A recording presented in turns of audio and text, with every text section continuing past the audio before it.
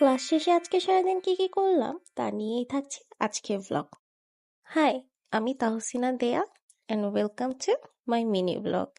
Class শেষে যে কাজটা ফার্স্ট প্রায়োরিটিতে থাকে সেটা হচ্ছে লেবু শরবত খাওয়া, আর ওই দিন আসলেই অনেক গরম ছিল।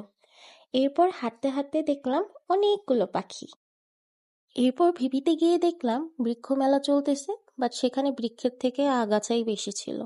লাঞ্চে চলে গেলাম ভাইরাল মামার বিখ্যাত প্ল্যাটার খেতে। দামে বলেন আর টেস্টে বলেন ভোট দিচ্ছিল। এরপর কিছু কেনাকাটা ছিল, তাই রিক্সা নিয়ে চলে গেলাম আড়ংয়ে।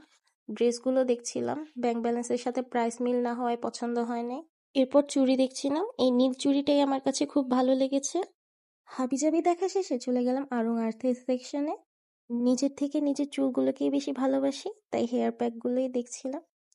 এরপর বড় একটা কোল্ড কফি কিনে বাসায় চলে আসলাম। আজকের ব্লগটা এই পর্যন্তই। বাই।